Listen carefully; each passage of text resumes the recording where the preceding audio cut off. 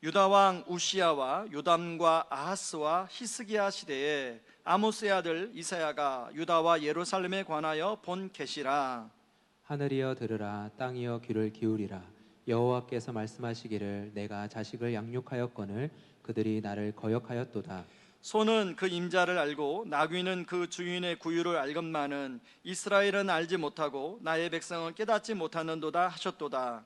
슬프다, 범죄한 나라요, 허물진 백성이요, 행악의 종자요, 행위가 부패한 자식이로다. 그들이 여호와를 버리며 이스라엘의 거룩하신 이를 만홀히 여겨 멀리하고 물러갔도다. 너희가 어찌하여 매를 더 맞으려고 패역을 거듭하느냐. 온 머리는 병들었고 온 마음은 피곤하였으며 발바닥에서 머리까지 성한 곳이 없이 상한 것과 터진 것과 새로 맞은 흔적뿐이거늘 그것을 짜며 싸매며 기름으로 부드럽게 함을 받지 못하였도다.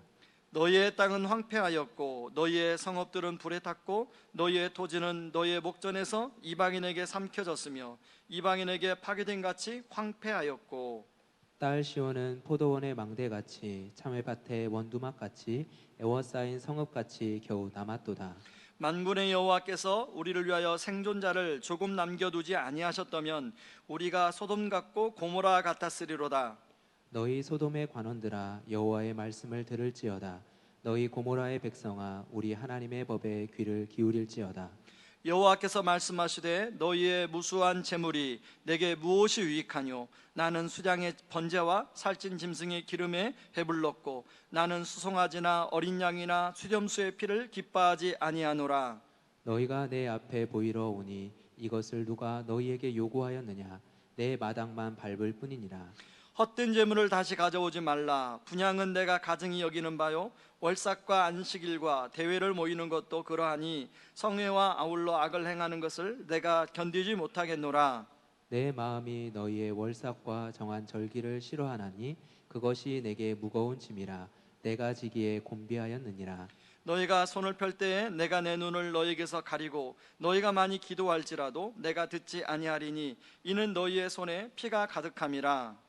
너희는 스스로 씻으며 스스로 깨끗하게 하여 내 목전에서 너희 악한 행실을 버리며 행악을 그치고 선행을 배우며 정의를 구하며 학대받는 자를 도와주며 고아를 위하여 신원하며 과부를 위하여 변호하라 하셨느니라. 여호와께서 말씀하시되, 오라, 우리가 서로 변론하자. 너희의 죄가 주홍 같을지라도 눈과 같이 희어질 것이요 진홍같이 붉을지라도 양털같이 희게 되리라. 너희가 즐겨 순종하면 땅의 아름다운 소산을 먹을 것이요 너희가 거절하여 배반하면 칼에 삼켜지리라. 여호와 입의 말씀이니라. 아멘. 우리가 살아오면서 그 시대마다 이 문제만 해결되면 참 좋겠다 하는 문제들이 있습니다. 예를 들면 제가 1998년도에 결혼을 했는데 결혼하는 그 달에 IMF가 터졌습니다. 많은 사람들은 IMF만 해결되면 너무 좋겠다고 하나같이 다들 생각을 했습니다. 그런가 하면 2017년도에 북핵 위기가 있었습니다. 그때는 많은 사람들이 이 북핵 문제만 좀 해결되면 좀 살겠다라고 생각을 했습니다. 그리고 지금은 아마 모든 사람들이 빨리 백신이 나오고 치료제가 나와서 이 코로나 문제만 해결되면 우리가 좀 살 수 있겠다라고 생각을 할 것입니다. 그런데요, 이런 당면의 문제는 그런 어떤 시대에만 있는 것이 아니라 한 개인의 인생에게도, 그리고 조그만 한 단체 조직에도 그런 문제는 늘 있습니다. 예를 들면 아마 지금 몸이 아프신 분들 같은 경우는 다른 거 다 필요 없어, 지금 내 이거 아픈 것만 나으면 좋겠어 라고 생각하는 분이 계실 거예요. 그런가 하면 경제적으로 이런저런 어려움 속에 있는 분들은 다른 거 필요 없어, 조금 경제적으로 조금만 여유가 있었으면 좋겠어. 그런가 하면 자녀의 진로 문제로 또 집 문제로 고민하는 분들은 다른 거 필요 없어, 지금 당장 좀 이 집 문제, 그 자녀 진로 문제만 좀 해결되면 좋겠어 라고 생각을 하실 것입니다. 여러분, 그런데요, 이사야가 살던 시대에 사람들 역시도 그런 시대의 당면 과제가 있었습니다. 바로 강대국 아스루의 위협으로부터 벗어나는 것입니다.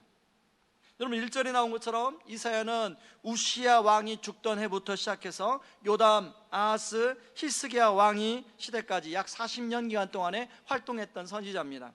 특히 오늘 보면은 히스기야 왕 때를 바탕으로 배경으로 하고 있는데요, 히스기야 왕 때에 아수르라는 나라가 북이스라엘을 멸망시키고 이제 남유다까지 멸망시키려고 해서 공격해온 상황이 있었습니다. 여러분, 아수르 왕은 아수르의 최정예 군대를 파죽지세로 몰고 와서 남유다의 각 성들을 점령하고 사람들을 유린했는데요, 여러분, 이 북이스라엘을 향한 이 아수르 군대가 행한 행동들이 이 남유다 히스기야 왕과 사람들의 귀에 들려왔습니다. 이 아수르 군대가 잔인과 포악성이 굉장히 아주 사람들에게 많이 알려졌는데요, 포로로 잡으면 포로를 보통 포로는 포로로 대우하지 않습니까? 그런데 포로의 모든 수족을 잘랐어요. 코와 귀를 잘랐어요. 그리고 임신한 여인의 배를 가르고요. 근데 너무나 포악해서 지금도 전쟁사에 보면 아수르 군대의 포악성이 기록될 정도예요. 그런가 하면 아수르 군대는 서로 포로 정책을 서로 피를 섞어버리는 정책을 포로 정책으로 삼았는데요, 북이스라엘 사람들은 다른 나라로 보내고 다른 나라 포로들은 북이스라엘로 끌고 와서 서로 피를 섞었어요. 그래서 정체성, 민족의 정체성을 잃어버리게 했습니다. 그런 이야기가 히스기야 왕에게 들려오자 히스기야 왕 안에, 유다 사람들 안에 두려움이 가득했어요. 자기들도 이 예루살렘이 곧 포위되면 자기들도 저런 어려움을 당하게 될지도 모르겠다고 하는 두려움들이 생겼어요. 그래서 그들 안에는 이 아수르의 위협으로부터만 벗어나면 좋겠다. 그래서 여러분, 이 성경을 배경으로 하는 게 열왕기하 18장입니다 그래서 열왕기하 18장과 함께 읽으셔야 되는데요, 열왕기하 18장에 보면 성전 안에 이 히스기야가 그 아수르의 군대의 위협으로부터 벗어나기 위해서 성전 안에 있는 금, 그리고 왕궁 곳간에 있는 은을 다 주고, 그것도 부족해서 성전 문의 금을 벗기고 또 기둥에 있는 입힌 금을 다 벗겨서 아수르 왕에게 줬습니다. 그래서 아수르 왕이 그걸 받고 돌아가요. 물러가요.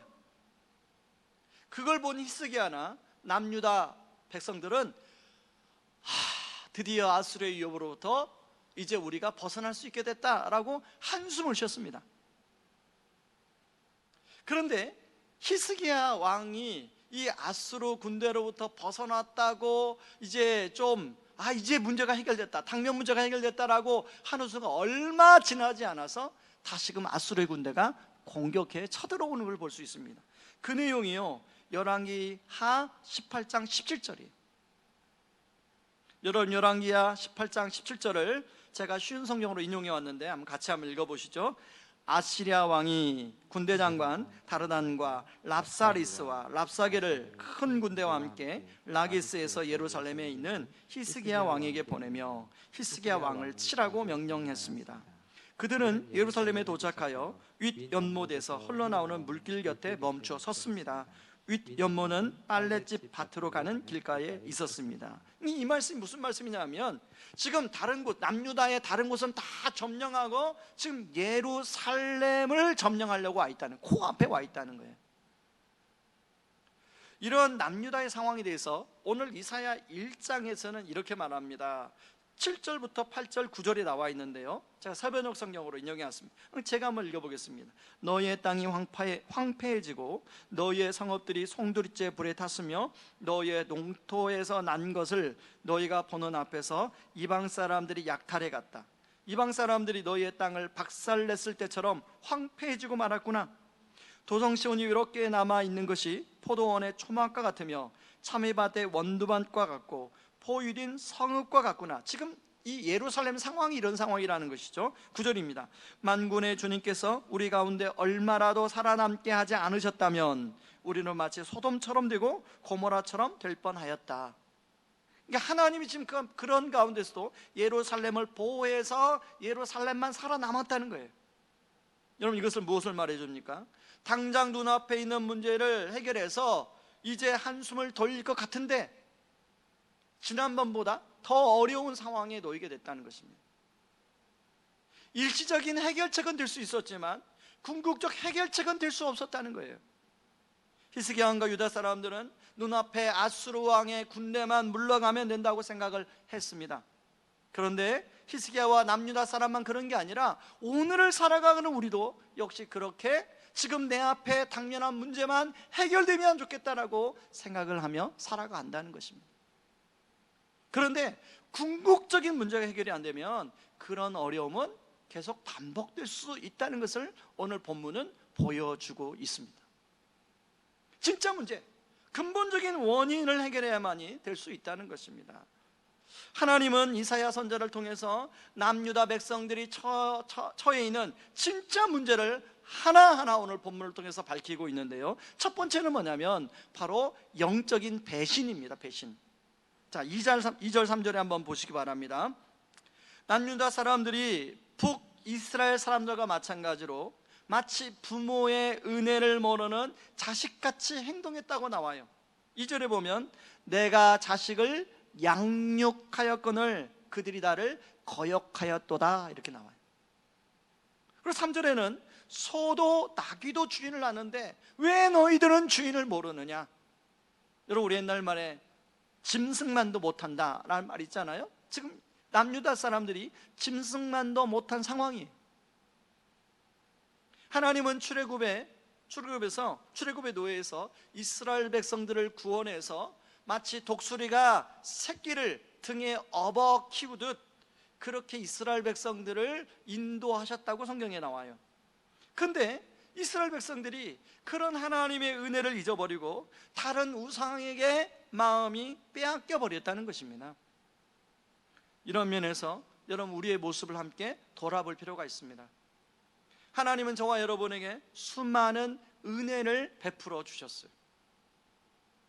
그런데 그 은혜를 잊어버리고 하나님을 향한 사랑, 하나님에 대한 감사하는 마음이 점점 식어지지는 않았는지 한번 생각해 볼 필요가 있다는 것이죠. 그런가 하면 두 번째는 이들 안에 이런 하나님에 대한 사랑과 감사에 대한 마음이 식어지다 보니까 형식적인 종교 생활이에요. 하나님께 제사를 지내지 않았던 것이 아닙니다. 이들은 하나님께도 제사를 지냈어요. 11절에 보니까 양의 번제와 짐승의 기름과 수송아지와 어린 양이 수렴술패들 가지고 화목제물을 드렸어요. 여러분, 화목제물이라는 게 무엇입니까? 죄를 지었을 때 죄를 용서받기 위해서 드린 제물이에요. 근데 정말로 수많은 제물을 가지고 화목제물을 드렸어요. 그런데 이런 것들이 마음이 담기지 않는, 진정성이 담기지 않는 제사였다는 거예요. 13절에 보니까 하나님은 그런 제물을 헛된 제물이라고 이야기하고 있습니다.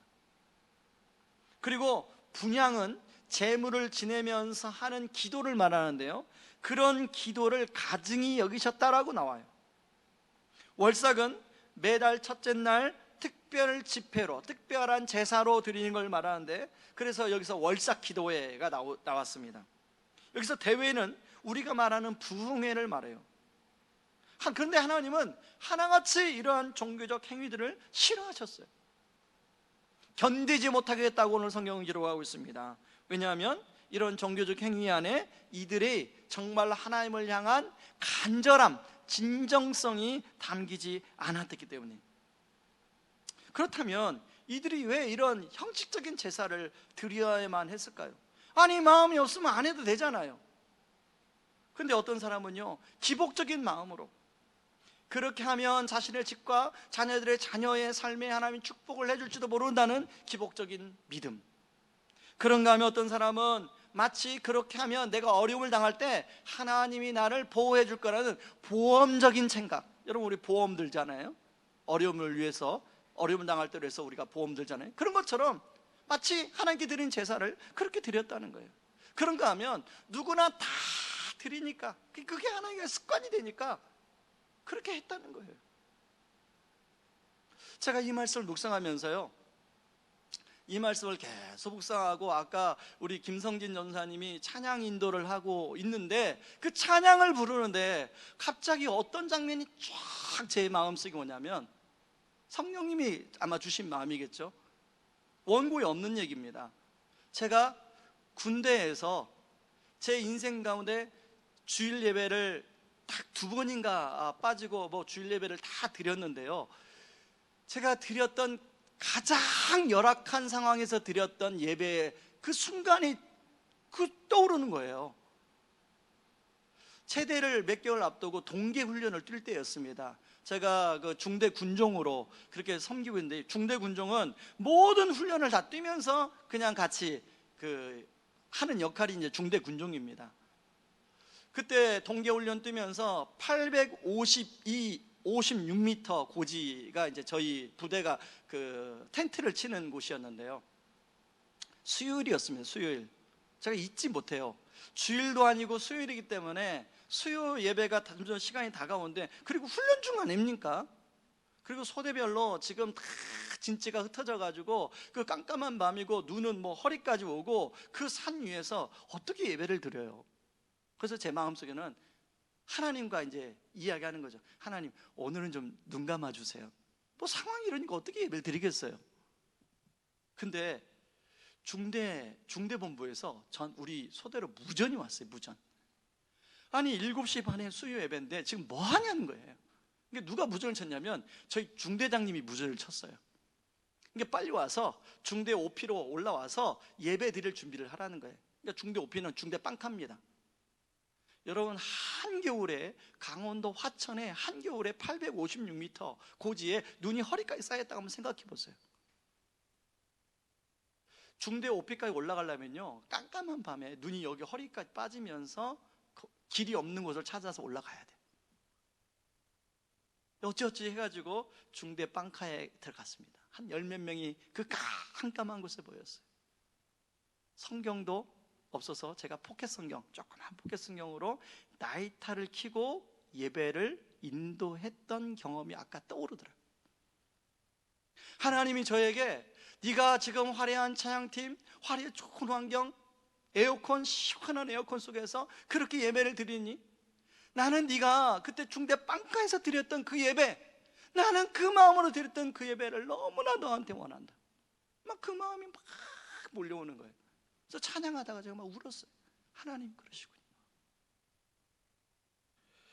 여러분, 하나님이 이스라엘 백성들에게, 지금 이 코로나 시대에 살아가는 우리들에게 원하시는 것이 무엇입니까? 집에서 비록 온라인으로 드리지만 정말로 어쩔 수 없이 그렇게 할 수밖에 없지만, 그 상황 가운데 하나님은 우리에게 진정성 있는 그 마음을 막 드리기를 원하시는 거 아니겠습니까? 이러다 보니까요, 마음이 없다 보니까 오늘 15절에 보니까 너희 손에 피가 가득함이라, 전혀 종교적 행위하고는 다른 전혀 이중적인 삶의 모습이 나오는 거죠. 16절에 보니까 악한 행실을 버리고 행악을 그칠 것을 말합니다. 그리고 17절에 보니까 선행을 배우고 정의를 구하고 학대받는 자를 도와주고 고아들의 아픔을 돌아보라고, 과부를 위해서 신원하라고 변호하라고 이야기합니다.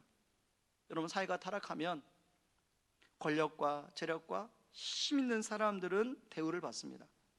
그러나 힘이 없는 서민들은 제대로 돌봄이나 혜택을 받지 못하게 되죠. 23절에 보니까, 오늘 읽진 않았지만 23절에 보니까 그 당시 고관들은 도둑과 짝하여 뇌물을 사랑하고 예물을 구하고 고아와 가부의 억울함에 송사를 무시했다고 나와요. 여러분, 지금도 마찬가지 아니에요? 유전무죄, 무전유죄. 이 말에 대해서 아마 많은 사람들이 이렇게 21세기에 민주화가 된 나라에 사는데도 여전히 유전무죄, 무전유죄가 있다는 거예요. 하나님이 이런 남유다의 영적인 상태를 진짜 문제로 생각을 했습니다. 너무나 마음이 아파서, 하나님 너무나 아파서 오늘 1장 4절에 보니까 어떻게 시작하냐면, 슬프다 범죄한 나라요, 허물진 백성이요, 행악의 종자요, 행위가 부패한 자식이로다. 그들이 여호와를 버리며 이스라엘의 거룩하신 일을 만홀히 여겨 멀리하고 물러갔도다. 24절에도 보면 슬프다, 그런 남유다 백성들을, 자기 백성들을 보면서 하나님이 탄식하고 계시더라는 것입니다. 여러분, 남유다 사람들, 히스기야 왕이나 남유다 사람들은 지금 자신들을 위협하는 아수르가 문제라고 하는데, 하나님은요 한 번도 성경에서 아수르가 문제라고 하지 않으세요. 대신 영적인 병에 걸린 남유다 백성들의 영적 상태가 문제라고 이야기하고 있습니다. 그리고 5절에 보니까 아수르는 그런 남유다 사람들을 깨우치기 위한 하나님의 징계의 도구로 사용하셨음을 힌트로, 암시로 보여줘요. 너희가 어찌하여 매를 더 맞으려고 패역을 거듭하느냐라고 얘기합니다. 저는 이 말씀을 준비하면서 자연스럽게 깨달아지는 게 하나가 있었습니다. 저나 모든 사람이 지금의 우리 일상을 방해하는 코로나19가 문제, 그리고 백신과 치료자가 빨리 나와서 하는 간절한 바람을 가지고 있습니다. 저는 말씀을 준비하면서도 그런 간절한 마음이 제 안에 있어요. 왜? 제대로 그동안에 6개월 동안 예배를 드릴 수 없었기 때문에. 정확히 말하면 4개월 정도. 그런데 말씀을 준비하면서 과연 지금 제가 생각하는 이 코로나가 진짜 문제일까? 아니면 하나님이 저와 우리의 모습 속에서 반드시 해결해낼 진짜 문제가 다른 것이 있을까? 혹시 남유다 백성을 향한 탄식이 나와 우리 교회와 이 한국 교회를 향한 탄식은 아닐까? 그러면서 마음이 무거워졌어요. 그래서 이사야 1장 1절부터 20절까지 가지고 설교를 준비하다가 과연 내가 주일날 이 말씀을 가지고 선포할 수 있을까? 마음에 막 부담이 오기 시작했어요. 여러분, 목사로서 말씀을 준비할 때요, 이 코로나 상황 가운데 있는 성도님들이 어렵고 힘들 걸 알기 때문에 그런 분들을 위로하고 격려하고 힘내시라는 말씀을 전하는 게 훨씬 좋습니다. 근데 이렇게 막 죄를 드러내고 심판의 메시지를 전하는 게 엄청 부담스러워요. 그런데요, 이 말씀을 묵상하면서 비록 우리에게 무거움을 준다 할지라도 이 말씀을 전하겠다는 생각의 반전을 성령께서 주셨어요. 바로 이 말씀 때문입니다. 바로 이사야 1장 18절 때문에 그래요.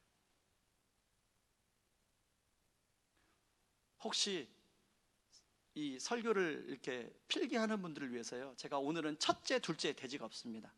기승전결로 설교를 준비했어요. 그래서 놀라운 반전, 회복의 길이라고 적어주세요. PPT를 준비했는데 안 보이셔가지고 제가. 자, 이사야 1장 18절 보면서 놀라운 반전과 회복의 길이 여기 있음을 제가 알게 되었습니다. 자, 이사야 1장 18절의 말씀을 같이 한번 읽어보겠습니다. 읽습니다. 여호와께서 말씀하시되 오라 우리가 서로 변론하자. 너희의 죄가 주홍 같을지라도 눈과 같이 희어질 것이요 진홍같이 붉을지라도 양털같이 희게 되리라. 여러분, 앞에서 말한 것처럼 하나님은 남유다 백성들의 그 죄의 심각성을 드러냈습니다. 그리고 지적하고 있어요. 탄식까지 하고 있어요. 그러면 자연스럽게 나오는 말씀이 그런 탄식 다음에 심판의 메시지가 나와야 돼요. 여러분, 당연히 죄를 지은 사람은 거기에 상응하는 벌을 받고, 그리고 죄값을 지불하는 게 그게 공의고 정의라고 우리가 생각하지 않습니까? 근데 1장 18절은 이런 우리의 상식을 벗어나는 말씀이 나온다는 거예요.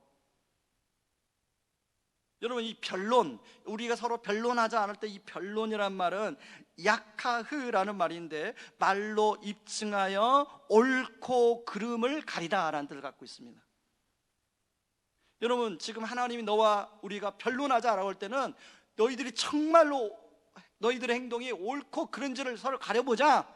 좀 가려보면 뭐라겠어요? 뻔하게 죄가 드러나지 않겠습니까? 그러면 이런 말씀이 나와야 상식이에요.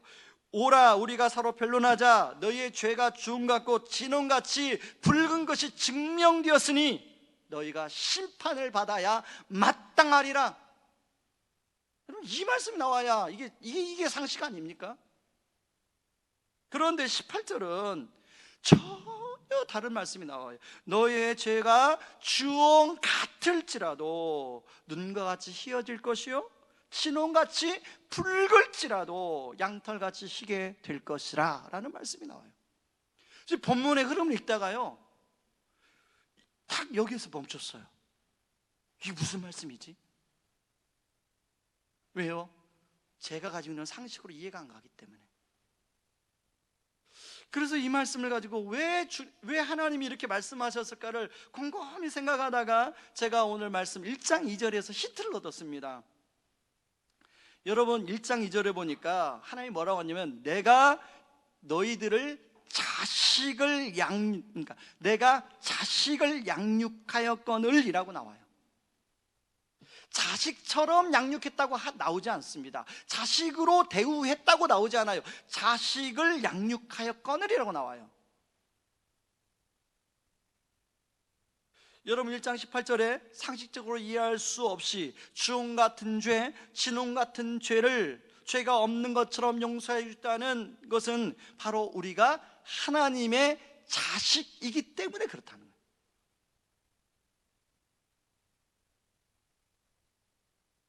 여러분 부모는요, 자식이 아무리 잘못해도 그 잘못한 것이 품어지고 또 품어지는 것이 그게 부모입니다. 정상적인 부모라면 그렇습니다. 자식이 잘못했다고 즉각적으로 심판할 부모가 어디 있습니까? 물론 훈계하기 위해서는 따끔한 이야기를 할 때가 있죠. 그러나 결정적인 순간은 부모는 또 용서하고 또 용서하는 것이, 때론 속을지라도 용서하는 것이 그게 부모입니다. 이런 면에서 이사야서는 심판의 메시지 속에 담긴 하나님 아버지의 우리를 향한 구구절절한 우리를 향한 사랑 이야기라는 것을 제가 알게 되었습니다. 그래서 이사야 총 66장인데요 39장은 심판에 대한 메시지고 뒤에 나오는 27장은 회복과 소망에 대한 메시지예요. 여러분 그렇다면 어떻게 주홍같이 진홍같이 붉은 죄가 휘어질 수 있는가 하는 것입니다. 제가 예를 가지고 한번 설명해 보겠습니다. 저희 위에 참 제가 사랑하는 누님이 계십니다. 2살 위에 누님이 계신데 저희 누님이 오랜만에 자기 딸들을 데리고 해외 아마 휴가를 갔습니다. 그리고 이제 동남아시아에서 휴가를 마치고 이제 인천공항에 주차한 차를 이제 찾으려고 와서 보니까 차를 딱 발견하는 순간 깜짝 놀랐다는 거예요. 어떤 놈이 차 번호판을 떼갔다는 거예요. 그래가지고 그걸 딱 보는 순간 아니 하도 훔쳐갈 게 없으니까 번호판까지 훔쳐가냐고 막 썽을 탁 냈다가 그 차 위에 쪽지를 보고 쪽지에 교통벌금 얼마를 내지 않아서 번호판을 떼어가니 어느 경찰서에 와서 벌금을 지불하고 번호판을 받아가시오. 쪽지를 보고 내가 그동안에 속도 위반 벌금 뭐 얼마인지 모르겠는데 그걸 내지 않아서 번호판을 떼어갔다는 걸 알았다는 거예요. 그래가지고 이제 짐을 대충 넣어놓고 이제 번호판을 찾으러 경찰서를 가고 돈을 지불하고 번호판을 찾아와서 달고 집으로 돌아왔다는 얘기를 저한테 해주셨습니다. 여러분, 속도 위반도 분명히 죄죠. 그러니까 나라에서 벌금을 때리는 거 아니겠습니까? 아마 여러분도 속도 위반이나 신호 위반을 내서 벌금을 내본 적이 있을 거예요. 그런데 벌금을 내면 속도 위반의 죄가 깨끗해집니다. 신호 위반의 죄가 깨끗해져요.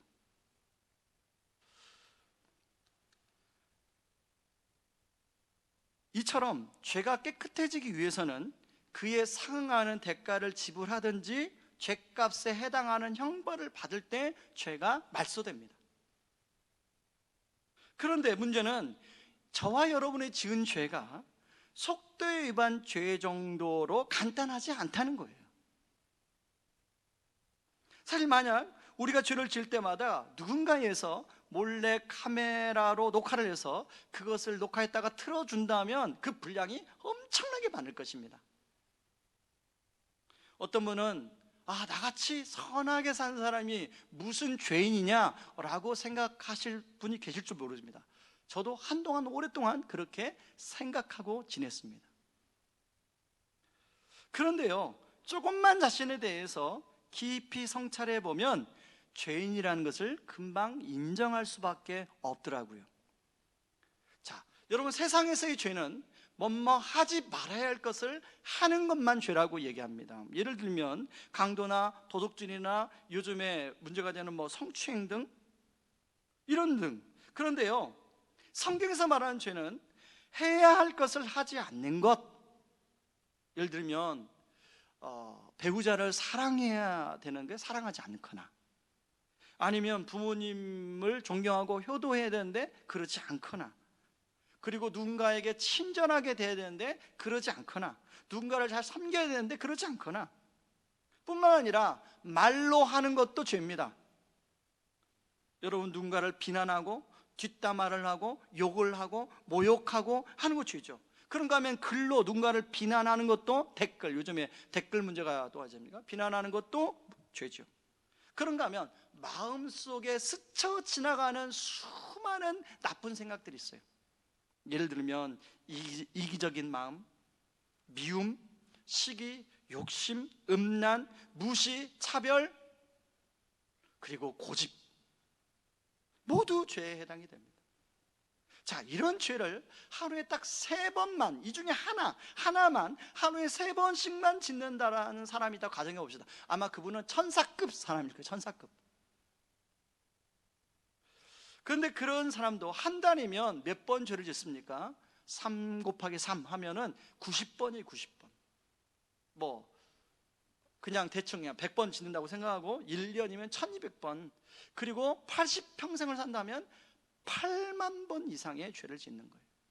여러분, 똑같은 죄를 8만 번을 연속해서 누군가가 나한테 짓는다면 여러분, 그 사람은 용서할 수 있겠습니까? 하물며 하나님이 용서할 수 있겠어요? 나도 용서를 못하는데. 그래서 성경은 의인은 없나니 하나도 없다고 이야기하는 것이죠. 이 죗값을 마태복음 18장에 보면 1만 달란트 비율을 가지고 설명하는데, 1만 달란트를 현재의 가치로 환산하니까 약 6조 원 정도 되는 거예요. 그러니까 우리가 지은 죄가 약 6조 원 정도 되는 겁니다.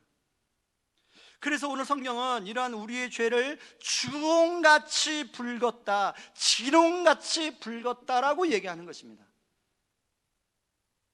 그러므로 성령 충만한 사람은 하나님 앞에서 자신이 얼마나 심각한 죄인인가를 인지하고 인정하는 사람이 성령 충만한 사람이죠. 여러분, 속도 위반 벌금 정도라면 경찰서에 벌금을 내면 그 죄가 해결될 수 있습니다. 그런데 엄청난 우리가 지은 이 주홍같이 붉은 죄, 진홍같이 붉은 죄는 어떻게 깨끗해질 수 있을까요? 어떤 사람은 남은 생애 동안 온갖 선하고 착한 행동을 하면 그것이 깨끗해질 수 있다고 믿고 살아가는 분들이 있습니다. 그런데요, 아무리 선하고 착한 행동을 할지라도 내가 지은 죄는 죄고 그것은 그것입니다. 그런가 하면 어떤 사람은 다른 사람을 열심히 돕고 살면 하나님께서 나중에 면제해 줄지도 모른다고 생각할 수가 있습니다. 그러나 그것은 다른 사람을 돕는 건 돕는 것이지 죄는 면제가 되지 않습니다. 어떤 것으로도 우리 스스로 우리의 죄를 해결할 수가 없어요. 이 딜레마입니다. 그런데 하나님은, 우리를 사랑하시는 바로 우리 아버지이신 하나님은 자기의 자식이 이런 고민과 딜레마에 빠진 걸 아시고 이사야 53장에서 미리 그걸 밝히고 있어요. 그 해결책을 밝혀주고 있어요. 여러분, 이사야 53장 6절을 같이 한번 읽어볼까요? 53장 6절 말씀 같이 읽습니다. 우리는 다 양 같아서 그릇 행하여 각기 제 길로 갔거늘 여호와께서는 우리의 모든 죄악을 그에게 담당시키셨도다. 바로 여기 그는 예수님을 말합니다. 하나님은 우리의 지은 죄를 전혀 상관없는 하나님의 아들이신 예수님에게 대신 담당하도록 하셨다는 거예요. 저는 이 말씀을 묵상할 때마다요, 어떤 마음이냐면 예수님이 내가 왜 하는데요? 나 싫어요, 안 해요. 그렇게 하셨다면 어떻게 됐을까? 여러분, 우리도 그러잖아요. 우리도 직장에서 뭔가 다른 사람이 잘못한 건데 내가 그걸 수습해야 되는 것이 어떤 게 떨어지면 내가 그걸 왜 해? 내 일이 아닌데, 내가 잘못한 것도 아닌데. 그럴 때가, 우리가 그렇게 생각할 때가 있지 않습니까? 그런데 예수님이 그 말씀에 순종해서 십자가에서 우리의 죄값을, 지롱같이 붉은 죄값을 온전히 다 지불해 주셨어요. 요한복음에 보면 십자가에서 예수님의 일곱 마디가 나옵니다. 일곱 마디 중에 가장 마지막 말, 내가 다 이루었다 라고 예수님이 돌아가세요. 근데 이 다 이루었다는 말을 헬라어로 찾아보면 테텔레스타이입니다. 이 테텔레스타이는 상업적인 용어로 값을 다 지불했다라는 뜻을 가지고 있어요. 그러니까 직역해 보면 바로 예수님이 마지막에 돌아가면서 내가 다 너희들의 죄값을 지불했다는 것이에요.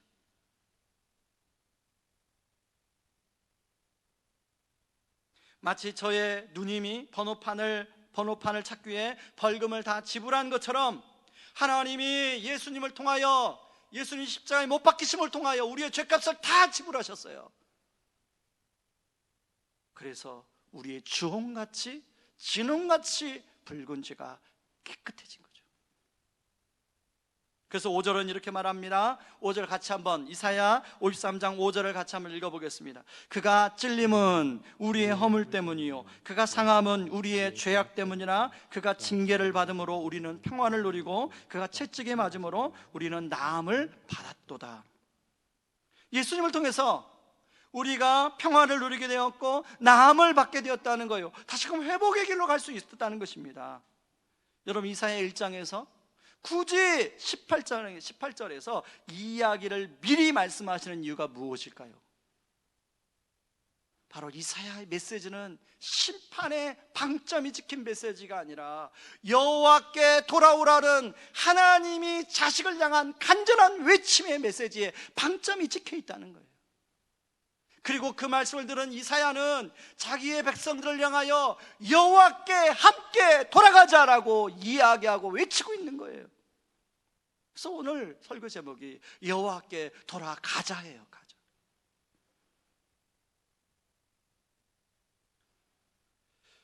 오늘 동역에 오늘 사는 우리들에게도 하나님은, 성령님은 오늘 말씀을 통하여 우리가 여호와께로 돌아가자고 말씀하고 있습니다. 예수님을 통한 놀라운 죄사함의 은혜를 허락하신 길을 따라 여호와께 다시 온전히 돌아가자고 말씀하고 있어요. 그렇다면 구체적으로 어떻게 여호와께 돌아갈 것인가? 이사야는 마지막에 19절과 20절의 말씀을 통해서 어떻게 여호와께 돌아올 것에 대해서 이야기하고 있는데요, 19절 20절을 같이 한번 읽겠습니다. 너희가 즐겨 순종하면 땅의 아름다운 소산을 먹을 것이요 너희가 거절하여 배반하면 칼에 삼켜지리라. 여호와 입의 말씀이니라. 하나님은 베풀어 주시는 은혜를 붙들고 그 은혜를 알고 즐겨 순종하는 길을 백성들이 붙들기를 원하셨어요. 그렇지만 여전히 그렇지 않을 수도 있으니까 불순종하는 길도 있다고 이야기하고 있어요. 무엇을 선택하는 것은 백성들의 몫이죠. 무엇을 선택하는 것은, 이 두 가지 길에서 무엇을 선택할 것인가는 바로 우리들의 몫이죠. 그러나 아버지이신 하나님은 바로 우리가 순종하여 하나님의 은혜를 누리는 길을 선택하기를 간절히 원하고 바랄 거예요. 마치 아비든 어미든 우리의 자녀들이 순종의 길을 선택하기를 원하는 것처럼 하나님도 우리에게 그것을 원하실 거예요. 마침 이 말씀을 준비하는데요, 한 성도님이 전화가 오셨어요. 저보고 목사님, 혹시 토요일 날 우리 부부를 좀 만나줄 수 있습니까? 그래서 이분 뭔가 무슨 어려움이 있나? 그래서 제가 토요일 날 점심 때, 그러면 사실 토요일 날 점심 때는 제가 시간을 잘 못 내거든요. 근데 좀 급한 것 같다 그래서 토요일 날 점심 때 시간을 내서 이분을 만났습니다. 근데 이분 얘기가 이런 얘기를 하는 겁니다. 며칠 전에 회사에 출근을 하다가 이분이 이제 사당역에서 전철을 갈아타고 아마 출근을 하는 것 같아요. 사당역에 그 출근길에 보면 사람들이 되게 많지 않습니까? 그래서 이분도 이제 전철을 놓치지 않기 위해서 총총걸음을 걷다가 뛰기 시작해요. 근데 뛰려고 하는 순간에 다른 사람의 발에 이분이 걸려 넘어진 거예요. 걸려 넘어져 가지고 머리를 그 기둥 있지 않습니까? 기둥에 받친 거죠. 그래서 안경이 다 나가고요, 다치는 순간 머리를 받쳐서 정신을 잃어버렸어요. 그리고 그래야 119에 실려서 병원에 응급실로 실려간 겁니다. 근데 다행히 안경만 상했지 다른 데 다 사진 찍어보니까 괜찮아요. 모든 게 정상이에요. 이분이 이 일을 겪으면서 그런 생각이 들었대요. 하나님 뭔가 자기한테 메시지를 하는 것 같은데 무슨 메시지인지 모르겠다. 그래서 저한테 전화를 했다는 거예요. 목사님을 통해서 하나님이 뭔가 말씀하실 것 같다고 그랬어요. 근데 제가 이 말씀을 준비하고 있었잖아요. 여호와께 돌아가자. 그래서 제가 그 말씀을 듣자마자 하나님께서 참 우리 성도님을 사랑하시나 봅니다. 하나님은 우리 성도님이 정말로 하나님께로 가까이 더 나아오기를 하나님이 원하셨나 봅니다. 그랬더니요, 그분이 하신 얘기가, 목사님 사실은요, 제가 온라인 예배를 드리면서 제대로 예배를 드리지 않았어요. 저는 집에서요 컴퓨터 보고 하는 게 그게 뭐 좀 예배가 같지가 않더라고요. 그래서 예배 안 드렸어요. 그래서 제가 그 말씀 드렸어요. 집에서 컴퓨터를 보곤 하든 핸드폰을 보곤 하든 하나님이 원하시는 것은 우리의 진정성 있는 마음을 원하십니다. 그리고 그 마음은 우리의 태도에 나타나게 되어 있습니다. 그랬더니요, 이분이 그 자리에서 이제 알았네요. 목사님부터 이 말씀을 듣게 하려고 하나님이 그러셨군요. 여호와께로 제가 돌아가겠습니다. 그때 옆에 있는 아내분이 저도 같이 남편과 함께 여호와께 집중하겠습니다. 그리고 그 자리에서 두 분이 성경 통독 밴드에 가입을 하고 성경 다시 읽도록 하겠습니다. 그리고 지난 동안에 그 설교를 듣지 못한 것에 대해서, 예배를 드리지 못한 것에 대해서 말씀을 제가 읽는 법을 유튜브를 얘기했더니, 유튜브는 이렇게 데이터도 많이 나가고 또 듣다 보면 잠기고 그래서 이렇게 출퇴근할 때 참 어렵습니다. 그래서 제가 어떻게 했냐면, 여러분 안드로이드 폰을 갖고 있는 분들은 팟빵이라는 어플을 검색하시기 바랍니다. 그리고 아이폰을 갖고 있는 분들은 팟캐스트라는 어플을 검색해서 까시면, 의왕 우리 교회를 검색해서 하시면 mp3로 지난 설교를 다 들을 수가 있습니다. 저도 그걸로 제 설교를 주중에 듣습니다. 다시 말합니다. 팟빵이나 또 아이폰은 팟캐스트, 거기에 의왕 우리 교회 검색하면 주일 설교를 mp3 파일로 들을 수가 있습니다. 그걸 알려드렸더니 바로 그 자리에서 깔고 그렇게 하겠다고.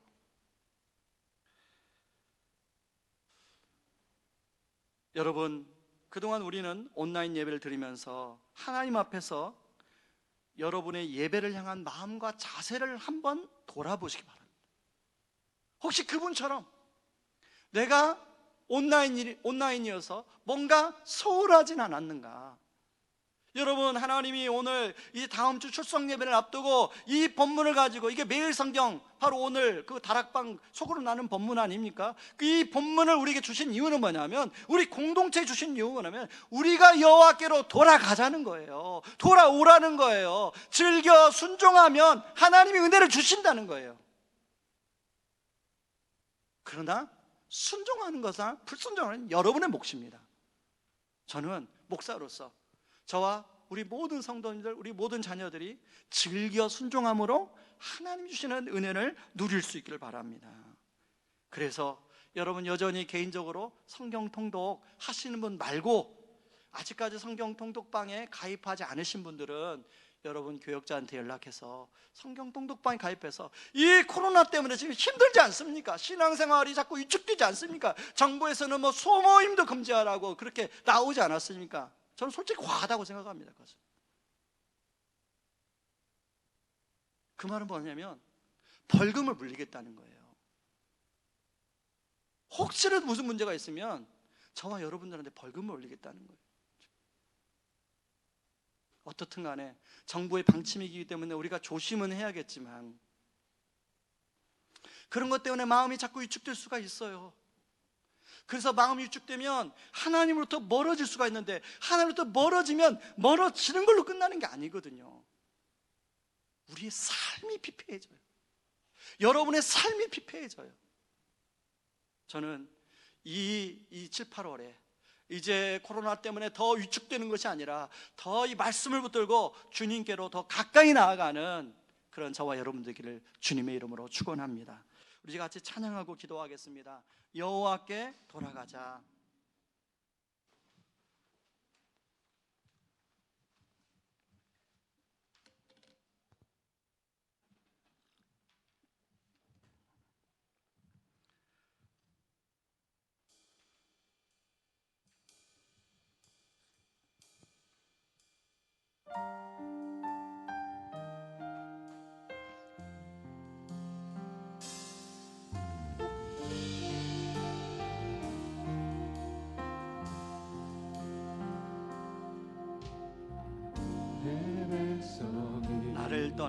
나를 떠나 돌아섰지만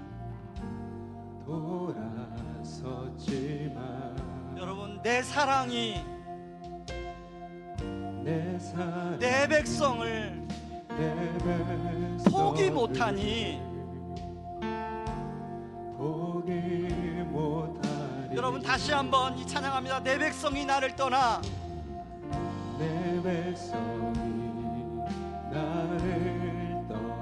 돌아섰지만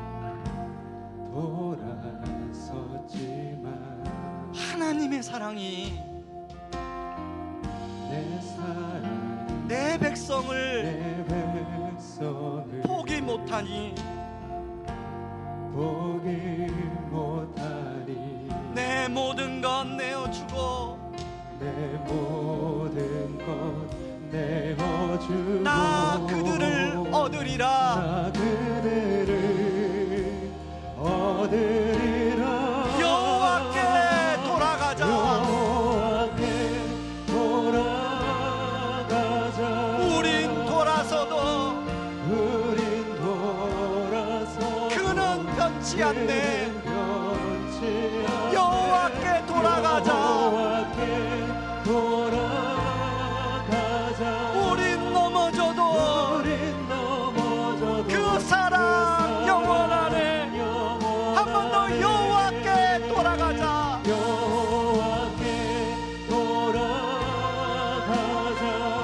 우린 돌아서도 그는 변치 않네. 여호와께 돌아가자. 우린 넘어져도 그 사랑 영원하네. 사랑은 오래 참고 자신을 내어주네.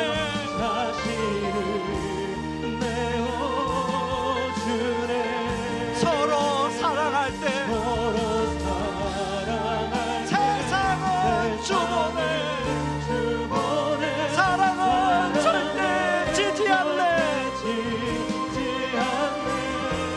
여호와께 돌아가자. 우린 돌아서도 그는 변치 않네. 여호와께 돌아가자. 우린 넘어져도 그 사랑 영원하네. 여러분, 우리 하나님의 메시지, 이사야 성경의 메시지 딱 하나입니다. 여호와께 함께 돌아가자. 우리는 돌아설지라도 하나님은 돌아서지 않는다. 너희들은 돌아설지라도 나는 여전히 그 자리에 있다.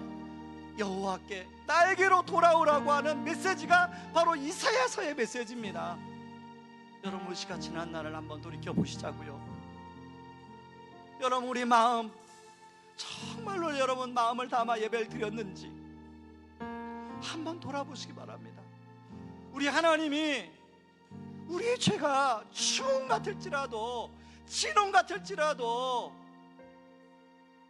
희게 하겠다고, 그렇게 깨끗하게 하겠다고 이미 우리들에게 회복의 길을 제시했다고 말씀하지 않습니까?